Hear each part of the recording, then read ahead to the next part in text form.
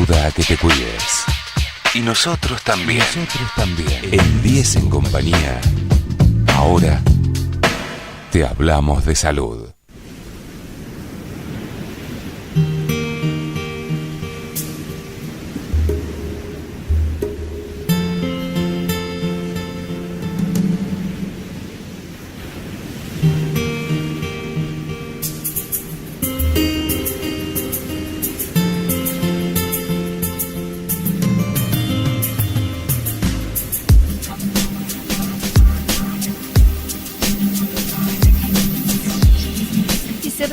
El calendario de concientización de distintas enfermedades y patologías, por ahí vemos, googleando, como siempre uno trata de informarse, que el Día de la Epilepsia, por ahí en España se conmemora hoy, en Argentina la Semana de la Epilepsia es en septiembre, no sé si en febrero. Bueno, vamos a pasar en limpio un poquito todo esto y básicamente lo que nos importa, y de acuerdo a lo que significa la concientización de diferentes patologías, enfermedades, hablar, abordarlo y ver cómo se trata, ¿no? Vamos a charlar con el doctor Damián Consalvo.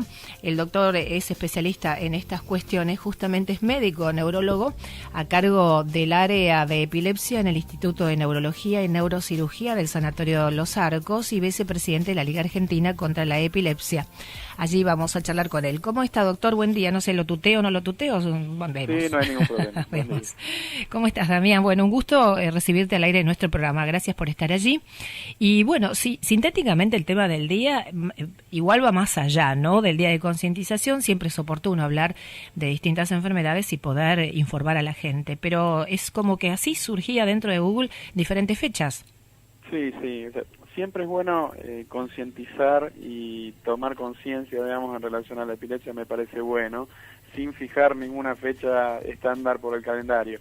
Igualmente lo que digamos surge de acuerdo a la Liga Internacional de Epilepsia, el Día Mundial de la Epilepsia es en febrero, y nosotros lo que fijamos como Semana de la Epilepsia para la Argentina es la semana del 10 al 15 de septiembre, donde damos charlas a la comunidad, son charlas abiertas para pasar información, digamos, a la gente, familiares, amigos, porque siempre llevan a dudas, ¿no? La cuestión del diagnóstico de epilepsia. Exacto, bien. Bueno, estaremos igual cerca de ese mes charlando, si le parece bien, y difundiéndolo. Sí, buenísimo. Sí. Bueno, epilepsia, ¿qué es la epilepsia, doctor?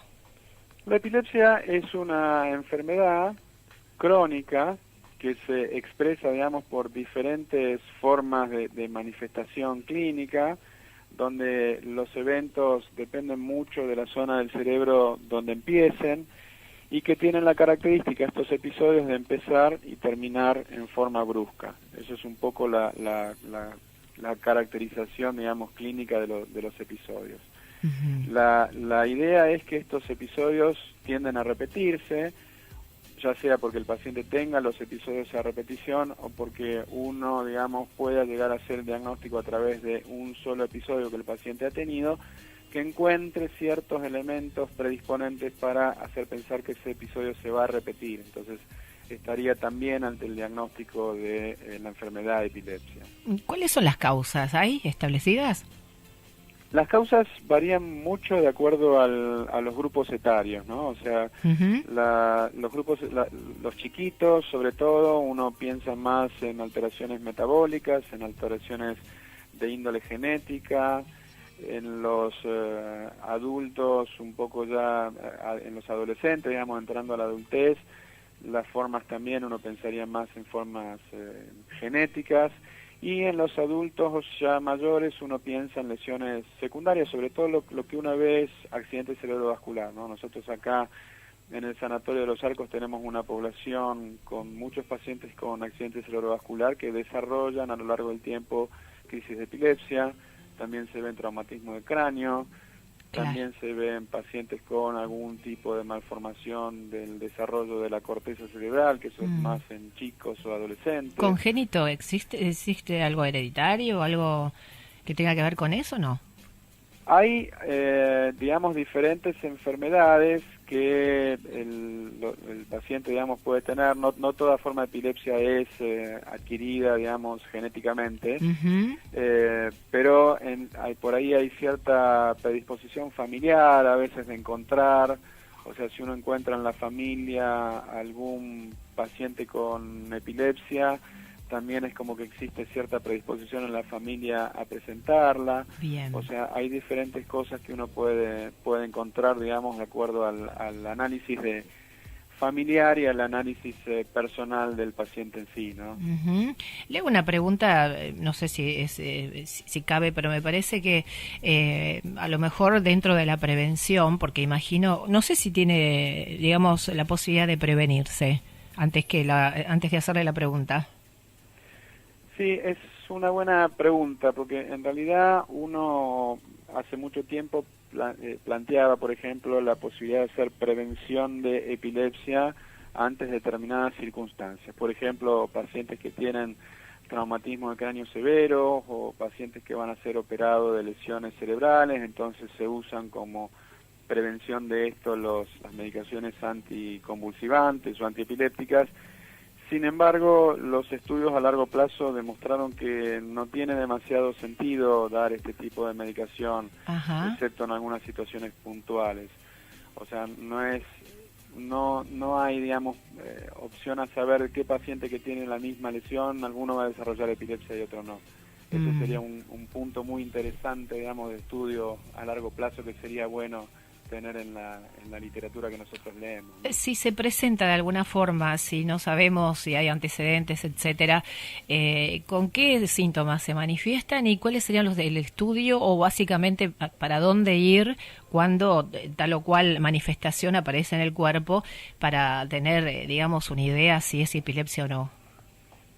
Sí, la epilepsia a veces se puede llegar a confundir con, por ejemplo, accidentes cerebrovasculares que son transitorios por la característica que yo contaba antes. O sea, el fenómeno empieza y termina en forma brusca. Entonces, por ejemplo, el paciente puede tener una sacudida de un brazo que le dura determinado momento y después se le va.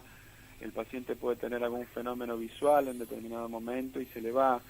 O claro. A veces lo que puede pasar también, que es la epilepsia más clásica y más frecuente, que es la epilepsia del lóbulo temporal, por ejemplo, donde el paciente lo que tiene refiere una sensación de malestar en el estómago, como que asciende, después el paciente es como que se desenchufa, se desconecta y realiza movimientos que se llaman automáticos, de mover la boca, de mover las manos sin ninguna acción propositiva, voluntaria. O sea, que no tiene ninguna, exactamente, o sea que esto no es voluntario. Claro. Esa es, digamos, la forma de epilepsia más frecuente que uno podría encontrar, digamos, hoy por hoy, que es la epilepsia del lóbulo temporal. Claro, bien. Como se habla también de un desajuste químico dentro de lo que estoy tratando de entender, ¿tiene alguna relación, acaba la pregunta, digo, con el consumo, por ejemplo, de psicofármacos o inclusive estupefacientes? Digo, no se sabe, ¿no? Pero ¿eso puede interferir o puede ser el origen también de un desajuste neuronal? Sí, la epilepsia, digamos, lo que es un desbalance entre el metabolismo estable de dos componentes químicos que están en el cerebro, que son el GABA, que es el componente químico inhibitorio, y el glutamato, que es el componente químico excitatorio. Ese desbalance, digamos, predominando el excitatorio sobre el inhibitorio, es el que favorece la aparición de crisis. Esto no está determinado, digamos, por algún fármaco, o sea, no es que por tomar algún fármaco en especial excitatorio sí o sí tenga epilepsia, sino que esto a veces hay algunas medicaciones como que predispone para el desarrollo de convulsiones. Se sabe que algunos medicamentos para uso psiquiátrico predisponen al desarrollo de convulsiones, algunos antibióticos predisponen para el uso de convulsiones, pero bueno, esto es un análisis puntual de cada caso, ¿no? Bien. ¿El tratamiento, medicación, cómo se aborda? ¿Se puede curar definitivamente o al menos mantener una calidad de vida más o menos razonable? Sí, el tratamiento siempre es la medicación. O sea, una vez que uno hace el diagnóstico de epilepsia, el tratamiento siempre pasa por la medicación. Habitualmente lo que uno tiene que hacer es hacer un tratamiento selectivo, individualizado, porque no todos los pacientes son iguales. Claro. Depende mucho también de las situaciones clínicas coexistentes, ¿no? Donde uno elige la medicación. Uh-huh. Y en realidad el concepto de cura, o sea, lo que yo siempre hablo con los pacientes es que la epilepsia no es una infección, donde uno toma una semana, 10 días un antibiótico y dice, ya está, me curé. Claro. En epilepsia los tiempos son mucho más prolongados y uno tiene que ir chequeando periódicamente la evolución de ese paciente, ¿no? En relación a la respuesta que tenga a la medicación. Bien, pero sí, de hecho he hablado con gente que lo padece y bueno, lo controlan con medicación y anda por la vida perfectamente bien, ¿no? Sí, esa es la idea. La idea es que el paciente, digamos, lo más importante me parece en esto es que el paciente tenga una inserción social, laboral, educativa, acorde, digamos, al resto de la gente que no tiene epilepsia. O sea, eso es un poco lo que nosotros queremos transmitir en todo esto, ¿no? Sí, además, justamente, como como para ocultar, es una enfermedad, yo creo que crea muchos tabúes, está bueno informar y poder integrarlos, ¿no? De esto se trata. Ayer hablábamos el tema de psoriasis con Silvia Fernández Barrio y demás. Son enfermedades, son patologías que, bueno, también hay gente que lo tiene y tampoco tiene que ser discriminada ni relegada ni estar oculta, ¿no?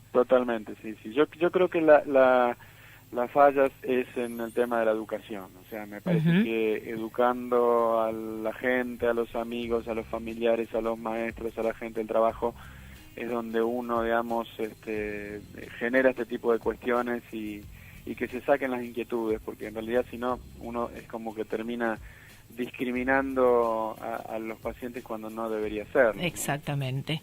Sí, por eso también nos gusta informar y bueno, nosotros tenemos prioridad con los temas de salud en ese caso, porque justamente lo que tiene que llegar a la gente es la información, porque de esa forma aprendemos y podemos sobrellevar distintas situaciones y bueno, enfermedades e integrarnos, de eso seguro, se trata. Seguro, totalmente. Buenísimo. Damián, muchísimas gracias por tu tiempo, gracias por la excelente explicación que nos has brindado y estamos atentos a lo que necesiten difundir desde Los Arcos, de cada puesto de trabajo, de consultorio, para poder abrirlo a la comunidad, ¿sí? Perfecto. Entonces, ya podemos programar la próxima charla para septiembre. Con mucho gusto. En la Semana de la Epilepsia, nosotros hacemos la charla acá ya planeada el 13 de septiembre a las 18 horas, uh-huh. Así que está abierta a la comunidad, así que puede venir gente de cualquier ámbito, digamos, a ver las charlas. ¿Entrada libre es? Sí. Entrada libre, sí. Perfecto. ¿En Los Arcos? En el Sanatorio de Los Arcos, sí. Fantástico. Muchísimas gracias una vez más y estamos en contacto. Perfecto, gracias. Gracias, buen día. Chao. El doctor Damián Colsalvo, con él charlábamos, es médico neurólogo a cargo del área de epilepsia en el Instituto de Neurología y Neurocirugía del Sanatorio de Los Arcos y vicepresidente de la Liga Argentina contra la Epilepsia, allí explicándonos sobre esta enfermedad. Interesante su explicación, muy claro, muy didáctico y seguramente así serán las charlas que dijo el 13 de septiembre desarrollarán en Los Arcos y estaremos acercándonos a esa fecha y justo en la Semana de Epilepsia que lo vamos a agendar como para poder dar más información y recabar la palabra de los que saben, de los médicos propiamente dicho. 12 del mediodía, 25 minutos.